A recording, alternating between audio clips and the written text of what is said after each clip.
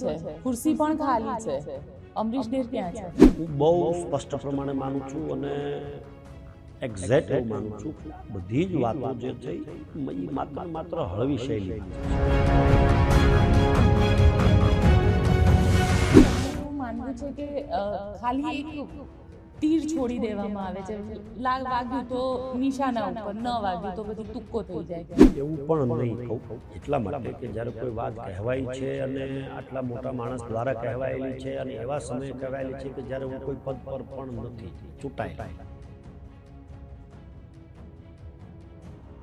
આ હળવી શૈલી તમારા માટે, અમરીશ ડેર માટે કેટલી મુસીબત બની જાય છે? સવાર પડે અને કોઈ મુશ્કેલી માણસના જીવનમાં ન આવે અથવા તો માણસના કામમાં ન આવે તો એમણે એવું સ્વીકારવું જોઈએ કે હું કોઈ ખોટા રસ્તે જઈ રહ્યો છું. એટલે તમે ભારતીય જનતા પાર્ટીને સારી રીતે ઓળખી ગયા. પરિસ્થિતિ હશે કંઈક એ આપણે સમયની ત્યારે ક્યાંક, એટલે એ મુજબ મેં ફેસ કરી છે. પણ હું એવું કહું છું, હું એમાં ઘડાણો બહુ છું, મને ખૂબ શીખવા મળ્યું. ઇલેક્શન લડશે કે મને કોઈ લોકસભા લડવાની ઈચ્છા બિલકુલ પણ નથી. હું લડવા ઈચ્છતો નથી. કોંગ્રેસ ફરી એકવાર કમસે કમ જે રીતે હેટ્રિક છે બીજેપીની, એ હેટ્રિકને રોકી શકશે?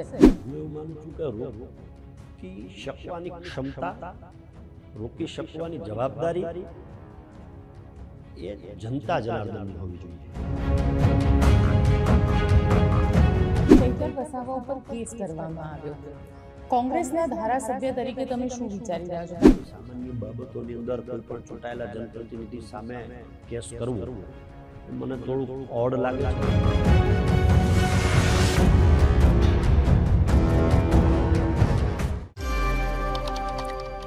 સી.આર. પાટીલ હમણાં વેરાવળ હતા અને વેરાવળમાં એક શબ્દ બોલ્યા હતા કે અમરીશ ડેર માટે બાજુની બસમાં જે ખુરશી છે ત્યાં આગળ રૂમાલ હજી પણ રાખેલો છે અને અમરીશ ડેરે રૂમાલ લઈ અને ખુરશી પર બેસતા નથી. કેમ નથી બેસતા અમરીશ ડેર? આપણી સાથે અમરીશ ડેર જોડાયેલા છે. અમરીશ ડેર સાથે વાત કરીશું. અમરીશભાઈ, નિર્ભય ન્યૂઝમાં આપનું સ્વાગત છે. રૂમાલ તો મૂકી દીધો છે, ખુરશી પણ ખાલી છે, અમરીશ ડેર ક્યાં છે? સૌપ્રથમ તો આખો કાર્યક્રમ તમે જાણો જ છો એ રીતે ગુજરાતના નામાંકિત લોકસાહિત્યકાર અને હાસ્યકાર માયાભાઈ આહિર, જેની સાથે મારે પારિવારિક સંબંધો છે, મારા વડીલ મિત્ર પણ છે, એમની એક હોસ્પિટલનું ઓપનિંગ હતું. હોસ્પિટલ ઓપનિંગની અંદર માનનીય મુખ્યમંત્રી શ્રી મુળુભાઈ બેરા સાહેબ, ત્યારબાદ સી.આર. પાટીલ સાહેબ, ઘણા બધા ધારાસભ્યશ્રીઓ, સાધુ સંતો, મહાપુરુષો પણ હાજર હતા. ત્યારે એમણે વાત કરી, આદરણીય પાટીલ સાહેબે એમની સ્પીચ દરમિયાન, અને અગાઉ પણ 1 વર્ષ પહેલાં પણ મારા મત વિસ્તારમાં એક કાર્યક્રમ હતો ત્યારે પણ એમણે આ રૂમાલ મૂકવાની વાત કરેલી ને બસમાં જેમ સીટ ખાલી રાખીએ એ માટે રાખી છે એવી વાત કરેલી, અત્યારે પણ કરેલી. ત્યારે એવું સમજી શકાય કે હું ધારાસભ્ય તરીકે કાર્યરત હતો. અત્યારે કોઈ જવાબદારી ચૂંટાયેલા જનપ્રતિનિધિ તરીકેની નથી, તેમ છતાં પણ જાહેર જીવનમાં છીએ તો જવાબદારી તો ક્યાંક ને ક્યાંક રહેવાની, એ મુજબ મહેનત કરી રહ્યો છું. પણ હું બહુ સ્પષ્ટ પ્રમાણે માનું છું અને એક્ઝેક્ટ એવું માનું છું કે આ બધી જ વાતો જે થઈ એ માત્ર ને માત્ર હળવી શૈલીમાં થઈ છે. અને આ સિવાયની પણ એક વાત ત્યાં થઈ છે તો એ પણ એને હળવી શૈલીમાં જ કરી છે. માનો કે એણે એમ કહ્યું કે આજકાલ બધા પોતાની પત્નીથી ખૂબ ડરે છે. એણે માનનીય મુખ્યમંત્રીશ્રીને પણ કહ્યું, માયાભાઈને પણ કહ્યું, એમનું પોતાનું પણ કહ્યું. એટલે એ જ હળવા ટોનમાં, હળવી ભાષામાં એમણે આ વાત કરી છે. એવું હું અત્યારે મારી જાતે મૂલવી રહ્યો છું. તેમ છતાં પણ નજીકના મિત્રો છે, પોલિટિકલ પંડિતો જે છે, મીડિયાના મિત્રો જે છે, તમારા જેવા બહેનો કોઈ છે, તો એને પણ હું પૂછું કે આવું જે થઈ રહ્યું છે કયા એંગલથી, કયા ભાવથી થઈ રહ્યું છે. પણ એટલું ચોક્કસ કે જો લાગણીથી અને ભાવથી જો કહેવાયું હોય તો એમની લાગણી, એમનો આદર હું કરું જ છું. કોઈ પણ આજે કોઈ પણ માણસ કોઈ પણ રાજકીય પાર્ટીમાં હોય, કોઈ પણ વિચારધારા સાથે સંકળાયેલો હોય, પણ ભૂતકાળની અંદર ભારતીય જનતા પાર્ટીમાં જે રીતે મેં 8-9 વર્ષ યુવા મોરચામાં કામ કર્યું છે એ ત્યારથી એમની સાથેના સંપર્કો પણ ખરા, ખૂબ સારા સંપર્કો પણ ખરા. એટલે એ જે તે વખતે પાર્ટીના મોભી, અત્યારે વડીલ તો છે જ, એટલે એમણે જે વાત લાગણીથી કરી છે તો ચોક્કસ પ્રમાણે એ વાત, લાગણીને હું આદર સાથે સ્વીકારું છું. પણ હું એવું માનું છું કે એમાં એવું કશું હોય એવું મને લાગતું નથી. એનું ઉદાહરણ રૂપે જો આપણે જોઈએ તો હું ઘણા બધા આગેવાનોના નામ તમને સૂચવી શકું કે જેને ક્યારેય પણ કોઈ આગેવાનનું નામ જાહેર મંચ ઉપરથી લેવામાં આવ્યું નથી કે અમે આને લઈ આવવાના છીએ અથવા એના માટેની જગ્યા રાખી છે. એવા ઘણા બધા આગેવાનો, વાત કરીએ રાઘવજીભાઈ પટેલ, વાત કરીએ બળવંતસિંહ રાજપૂત, વાત કરીએ કુંવરજીભાઈ બાવળિયા, વાત કરીએ જવાહરભાઈ ચાવડા, વાત કરીએ બ્રિજેશભાઈ મેરજા, અલ્પેશભાઈ ઠાકોર, હાર્દિક પટેલ, આ બધા જ લોકો એક પાર્ટીમાંથી બીજી પાર્ટીમાં ગયા છે, પણ ક્યારેય કોઈ જાહેર મંચ ઉપરથી વાત થઈ હોય અને પછી એ ગયા હોય એવું મારા ધ્યાનમાં નથી. એટલે તમારું એવું માનવું છે કે ખાલી એક તીર છોડી દેવામાં આવે છે, વાગ્યું તો નિશાના ઉપર, ન વાગ્યું તો પછી તુક્કો થઈ જાય? હું એવું પણ નહીં કહું, એટલા માટે કે જ્યારે કોઈ વાત કહેવાય છે અને આટલા મોટા માણસ દ્વારા કહેવાયેલી છે અને એવા સમયે કહેવાયેલી છે કે જ્યારે હું કોઈ પદ પર પણ નથી ચૂંટાયેલા, કોંગ્રેસની અંદર કાર્યકારી અધ્યક્ષ તરીકે કામ કરી રહ્યો છું, મને જે જવાબદારી સોંપવામાં આવી છે એ મુજબ કરી રહ્યો છું, પણ એક આખો હસીનો માહોલ હોય, હળવો ફૂલ માહોલ હોય અને માયાભાઈ જેવા લોક સાહિત્યકાર, હાસ્યકાર જ્યારે ત્યાં બેઠા હોય તો એ આખી શૈલીનો પ્રભાવ, એટલે હું આ વાતને આ રીતે હું મૂલવી રહ્યો છું. એટલે હું એવું માનું છું કે એ હળવી શૈલી અંદર થયેલી વાત છે. આ હળવી શૈલી તમારા માટે, અમરીશ ડેર માટે કેટલી મુસીબત બની જાય છે? આ બીજી વાર આવી રીતે વાત કરી. સવાર પડે અને કોઈ મુશ્કેલી માણસના જીવનમાં ન આવે અથવા તો માણસના કામમાં ન આવે તો એમણે એવું સ્વીકારવું જોઈએ કે હું કોઈ ખોટા રસ્તે જઈ રહ્યો છું. એટલે સવારથી લઈ અને સાંજ સુધીમાં ઘણી બધી મુશ્કેલીઓ આવતી હોય છે, તો મુશ્કેલીઓનો સામનો કરવાનો. આમ જોઈએ તો મુશ્કેલી કહી પણ શકાય, ન પણ કહી શકાય, કારણ કે આજે કોઈ પણ માણસને તમે આખો દિવસ હાઇલાઇટ કરો તો હું તો આખા ગુજરાતમાં જાણીતો વધુ થયો જ છું, એટલે હું એને મુશ્કેલીના સ્વરૂપમાં નહીં, અને કદાચ આવે તો જવાબ દેવાની બહુ સ્પષ્ટ રીતે મારી તૈયારી છે.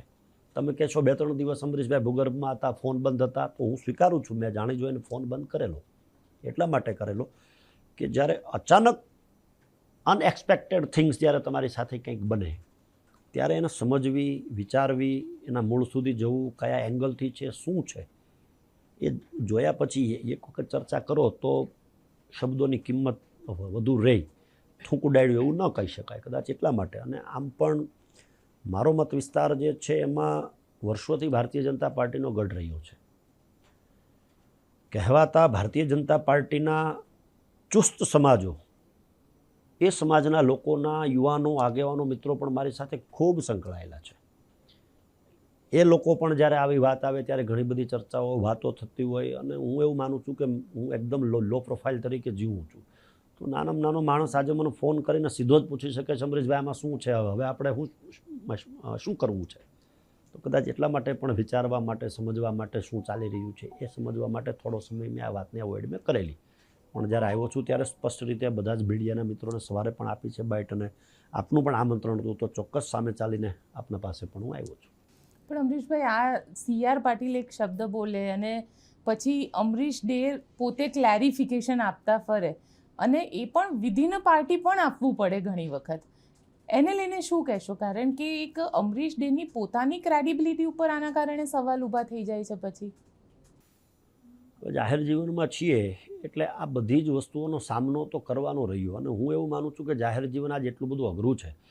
માનો કે કોઈ કોલસાની ખાણમાં કામ કરે છે તો એ ભલે કોલસાને અડતા નથી, પણ કદાચ કોલસો પણ જો માણસને અડે તો ડાઘ તો પડવાનો જ છે. પણ હું એવું માનું છું કે જાહેર જીવનમાં છીએ એટલે અમુક પ્રકારના જે ડાઘ જે છે, પૈસાવાળી વાત છે, સત્તાવાળી વાત છે, હોદ્દાવાળી વાત છે, પર્સનલ બેનિફિટ વાળી કોઈ વાત જે છે, આવી વાતો હંમેશા પ્રયત્ન કર્યો છે કે દૂર રહીએ અને એકદમ ક્લેરિટી સાથે જ વાતચીત કરીએ. તો હું આશા રાખું છું, અપેક્ષા રાખું છું ગુજરાત રાજ્યની જનતા પાસે અને મારા મત વિસ્તારના મતદારો પાસે પણ કે હું જે છું એ બહુ સ્પષ્ટ છું, અને જ્યારે પણ કંઈક કરીશ ત્યારે ચોક્કસ પ્રમાણે બહુ સ્પષ્ટતા સાથે કંઈક વાત કરીને કરીશું. પણ મને એવું કોઈ અત્યારે તો કાંઈ મને કાંઈ લાગતું નથી, એવું કંઈ દેખાતું નથી. કારણ કે અમરીશ ડેરે પોતાની કેરિયરની શરૂઆત, એટલે પોલિટિકલ કેરિયરની શરૂઆત તો ભારતીય જનતા પાર્ટીમાંથી કરી હતી, અને ભારતીય જનતા પાર્ટીના યુવા નેતા તરીકે અમરીશ ડેર હતા. તો હવે એ સંભાવનાઓ કેટલી? કારણ કે જે અમરેલીનું પોલિટિક્સ છે, અને ગુજરાતની અંદર કહેવાય છે કે અમરેલીનું પોલિટિક્સ જે છે એ એક ગઢ છે, અને ત્યાંથી જ રાજનીતિની શરૂઆત ગુજરાતની અંદર પણ થાય છે. એટલે એ બધાની વચ્ચે અમરીશ ડેરને વિચાર પણ છે કે લોકસભા ઇલેક્શન લડવું, ન લડવું, લોકોની વચ્ચે રહેવું, શું કરવું હવે? બેન, તમે 3-4 પ્રશ્નો જે પૂછ્યા છે ને, એક સાથે જવાબ બહુ સારી રીતે આપવાનો હું પ્રયત્ન કરીશ. આપની વાત સાથે સહમત છું કે અમરેલી જિલ્લાએ હંમેશા માત્ર ગુજરાતમાં નહીં પણ આખા દેશમાં એક નવી રાહ ચીંધી હોય એવી રીતનું પોલિટિક્સ અમરેલી જિલ્લાનું છે. આપણે વાત કરી કે મેં મારી કેરિયરની શરૂઆત ભારતીય જનતા પાર્ટી કરી, તો હું એમાં થોડું કરેક્શન કરવા ઈચ્છું છું કે હું બરાબર આજથી 20 વર્ષ પહેલાં બહુજન સમાજવાદી પાર્ટીના સિમ્બોલ ઉપર હું નગરપાલિકાની ચૂંટણી લડ્યો. હું નગરપાલિકાનો પ્રમુખ થયો. પ્રમુખ થયા પછી ભારતીય જનતા પાર્ટીમાં જોડાયો. એટલા માટે જોડાયો કે જે તે વખતે મારા પિતાજી વિશ્વ હિન્દુ પરિષદના પ્રમુખ હતા અને એવા સમયે પ્રમુખ હતા કે જ્યારે કોઈ મિટિંગ પણ કદાચ કરવી પડતી તો જેલમાં જવાનો વારો આવતો. એવા સમયે મારા પિતાજી વિશ્વ હિન્દુ પરિષદના પ્રમુખ હતા અને હું પણ કોલેજ કાળ દરમિયાન બજરંગ દળનો પ્રમુખ થયેલો. એટલે ચૂંટણી લડવાની ઈચ્છા થઈ. ભારતીય જનતા પાર્ટીએ ટિકિટ ન આપી. એવું કહીને ન આપી કે અમરીશભાઈ, જે વોર્ડમાં તમે રહો છો અથવા જ્યાં તમે લડવા ઈચ્છો છો ત્યાં તમારી જ્ઞાતિના મત નથી, એટલે તમને ટિકિટ નહીં મળે. મારું ફોર્મ ભરાવીને રાત્રે 3 વાગે મને ના પાડી. મારા મિત્રોની ઈચ્છા હતી, મારી ઈચ્છા હતી કે આપણે કંઈક લડવું છે. તો આપ જાણો છો કે નગરપાલિકાની જે ચૂંટણીઓ જે છે એ મેન્ડેટ ઉપર જો તમે લડો, 3 સભ્યો ત્યારે લડતા, ત્યારે એક વોર્ડ ઉપર 4 સભ્યો લડે છે. તો અપક્ષમાં લડો તો 3 કે 4 સદસ્યોના ઉમેદવારોના ચૂંટણી ચિહ્ન જુદા આવે. એટલે હું બીએસપીમાંથી લડ્યો, બહુજન સમાજવાદી પાર્ટીમાંથી. હું જીતીને સ્ટેન્ડિંગ કમિટીનો ચેરમેન થયો. 8 જ મહિનામાં નગરપાલિકાનો પ્રમુખ થયો.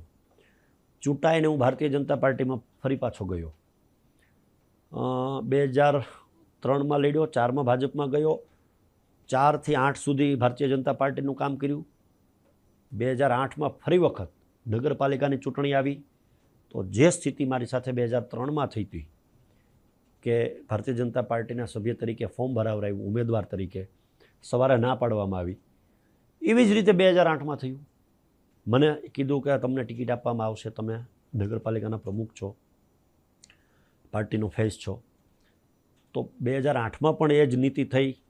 તે વખતે નક્કી થયું કે 27માંથી 9 ટિકિટ નગરપાલિકાના પ્રમુખ એટલે કે અમરીશ ડેર કે એમને આપવાની. ધારાસભ્યશ્રી તરીકે અત્યારે જે ભાઈ ચૂંટાયા છે એ ત્યારે ચૂંટાયા હતા, અમે એનું કામ કર્યું હતું, તો 9 ટિકિટ એ કે એને આપવાની અને 9 ટિકિટ ભારતીય જનતા પાર્ટીનું સંગઠન એટલે કે શહેર ભાજપ પ્રમુખ કે એને આપવાની. આપને જાણીને આશ્ચર્ય થશે કે મને જે 9 ટિકિટનું સૂચન કરવામાં આવ્યું હતું એમાંથી બટ ઓબ્વિયસ છે કે એક હું ને 8ના નામ આપું, તો એ 8ને ટિકિટ મળી, અમરીશ ડેરને ટિકિટ ન મળી. અને એ પણ છેલ્લી રાત્રે કે જે સવારે તમને ફોર્મ ભરવાનો સમય ના રહે, એટલે ત્યારે કપાયા. બહુજન સમાજવાદી પાર્ટીવાળા સિમ્બોલ ન આપે, સમાજવાદી પાર્ટીમાંથી સિમ્બોલ લઈ આવ્યા, જીત્યા. ફરી પાછા જીત્યા પછી 2.5 વર્ષ ભારતીય જનતા પાર્ટીની બહુમતી રહી.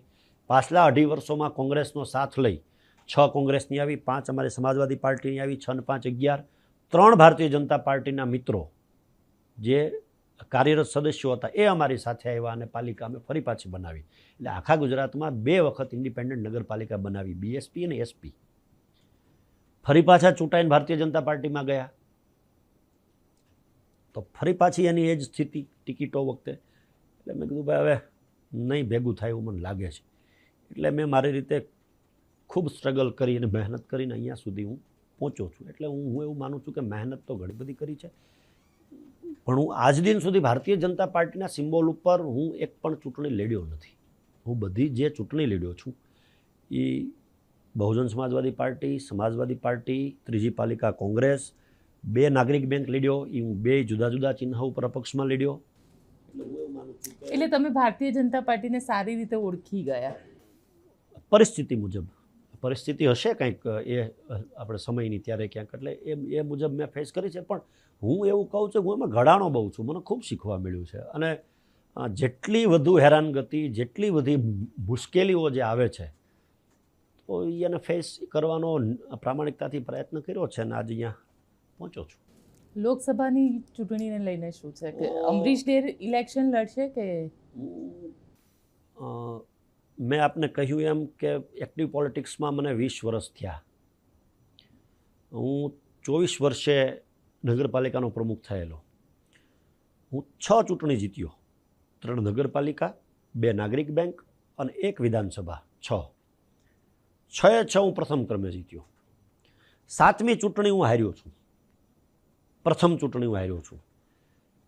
પણ મને મજા એટલા માટે આવે છે કે હું જે 6 ચૂંટણી જીતીને હું જે નહોતો શીખી શક્યો એ હું 1 ચૂંટણી હારીને હું શીખ્યો છું અને હજી 1 વર્ષ થવા આવ્યું છે ત્યાં શીખ્યો છું. તો મને એવું થાય છે કે આ મજા પણ મારે જિંદગીમાં લેવી જોઈએ. એટલે મને કોઈ લોકસભા લડવાની ઈચ્છા બિલકુલ પણ નથી. હું લડવા ઈચ્છતો નથી. એટલા માટે નથી ઈચ્છતો કે આ પીરિયડને પણ માણીએ, જ્યારે કુદરતે આપ્યો છે ત્યારે એકવાર દ્રષ્ટાભાવ સાથે જોઈએ તો ખરા કે કઈ પરિસ્થિતિમાંથી કઈ રીતે આગળ નીકળાય. અને આમેય મુશ્કેલી જે છે એ આવશે તો જ શીખાશે. એટલે નવી નવી ચેલેન્જીસો સાથે જીવવાની ખૂબ મજા આવે છે. એટલે કોઈ લોકસભા લડવાનો કોઈ ઈરાદો નથી, એવું હું સ્પષ્ટ પ્રમાણે કહી રહ્યો છું. લોકસભા નથી લડવી, પણ રાજનીતિમાં જે રીતે ચાલી રહ્યું છે અને કોંગ્રેસને લઈને જે રીતે અત્યારે ચાલી રહ્યું છે, લોકસભાને લઈને શું લાગી રહ્યું છે? કોંગ્રેસ ફરી એકવાર કમસે કમ જે રીતે હેટ્રિક છે બીજેપીની, એ હેટ્રિકને રોકી શકશે? હું એવું માનું છું કે રોકી શકવાની ક્ષમતા, રોકી શકવાની જવાબદારી એ જનતા જનાર્દનની હોવી જોઈએ.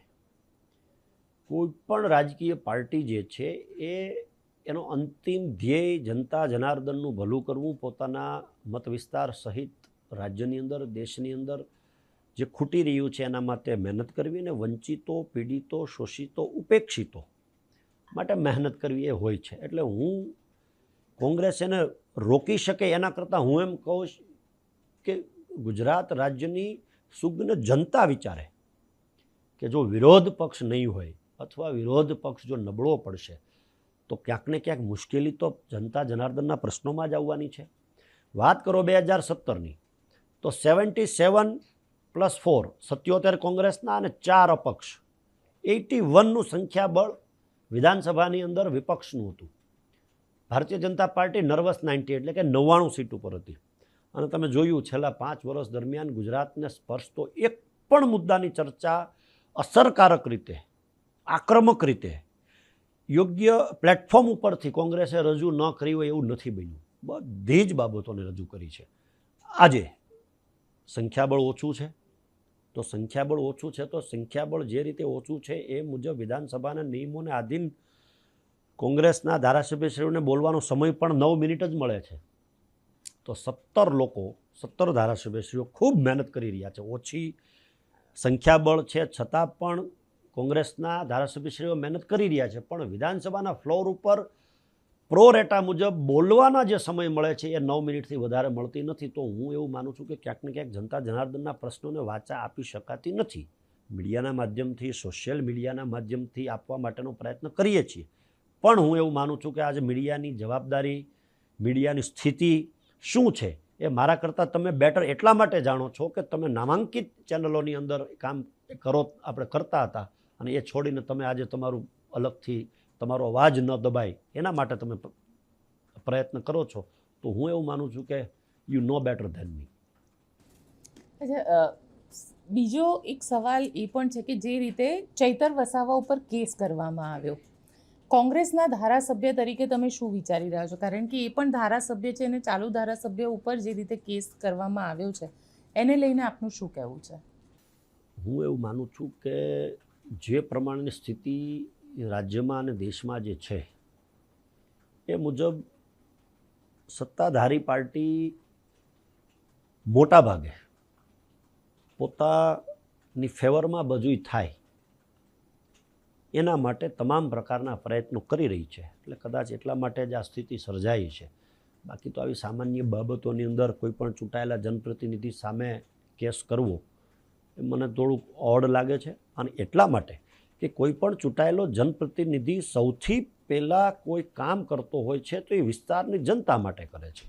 માનો કે કોઈ ઇસ્યુ ચેતરભાઈ સાથે થયા તો એ ચેતરભાઈનો વ્યક્તિગત તો કોઈ બાબત હતી નહીં, એ બાબત જે હતી એ ત્યાંના ખેડૂતોની માંગને લઈ અને જમીનનો જે પ્રશ્ન હતો એ તો એ વિસ્તારના ખેડૂતોનો અથવા તો લોકોનો પ્રશ્ન હતો. સ્વાભાવિક છે કે યુવાન હોઈએ એટલે આપણે કદાચ વધુ આક્રમકતા હોય અથવા વાત કરવાની શૈલી આક્રમકતા હોય, પણ એને આ રીતે થાય એ થોડું અનિચ્છનીય છે એવું જણાવી રહ્યું છું. એવું લાગે છે કે રાજ્યમાં સામ દામ દંડ ભેદની એક રાજનીતિ આખી શરૂ થઈ છે. કેન પ્રકારે જનપ્રતિનિધિ, જે વિરોધ પક્ષના જનપ્રતિનિધિ છે તેમને હેરાન કરવાના, અને ક્યાંક એક દબાવ, તમારા માટે રૂમાલ મૂકવાની વાત છે, ત્યાં આગળ કેસ કરવાની વાત છે, કે એક દબાવની આખી રાજનીતિ, સમાજમાંથી પણ દબાવ ઊભો થાય અને એક અલગ પ્રકારની રાજનીતિ આને કહી શકાય. બેન, હું જવાબ આપું એના કરતાં રાજ્યની જનતા, એક ક્ષેત્ર સાથે સંકળાયેલા લોકો, આજે તમે કોઈ પણ 10માંથી 9 લોકો 10 લોકોને પૂછ્યો તો આ વાત 9 લોકો તો નિર્ભીકપણે સ્વીકારશે કે હા, અત્યારે જે થઈ રહ્યું છે એ સામ દામ દંડ અને ભેદ કદાચ રાજનીતિમાં સ્વીકાર્ય પણ હશે, પણ એ રીતેની વાત તો આજે બધા જ લોકો કહી રહ્યા છે, આપણે જોઈ પણ રહ્યા છીએ. કારણ કે હાર્દિક પટેલ પણ છોડીને ગયા તો એવું કહેવાતું હતું કે એમના ઉપર કેસ હતા. અલ્પેશ ઠાકોર પણ છોડીને ગયા, એ પણ એક અલગ કે દબાવની રાજનીતિની વાત થઈ. અને હવે ચૈતર વસાવા, કારણ કે ચૈતર વસાવા માટે એવું કહેવાય છે કે લોકસભામાં એમને કામ કરવાનું શરૂ કરી દીધું હતું ને, એ લોકસભા લડવાના છે એવું પણ એમને અનાઉન્સ કરી દીધું હતું. હું એટલે જ કહી રહ્યો છું કે તમામ પ્રકારના પાસાઓ રાજકારણની અંદર અખત્યાર થઈ રહ્યા છે, અને કદાચ આવકાર્ય હોય કે ન હોય, પણ ઉપયોગ બધા કરે છે એવું તો બહુ સ્પષ્ટ પ્રમાણે રાજ્યની જનતા જોઈ રહી છે. ચલો, આપ અમારી સાથે જોડાયા અમરીશભાઈ, તેના માટે આપનો ખૂબ ખૂબ આભાર. આપને અમારો રિપોર્ટ કેવો લાગ્યો કોમેન્ટ બોક્સમાં ચોક્કસથી જણાવજો, અને અમારી ચેનલ નિર્ભય ન્યૂઝને લાઇક, શેર અને સબસ્ક્રાઇબ કરવાનું ભૂલશો નહીં. Thank you.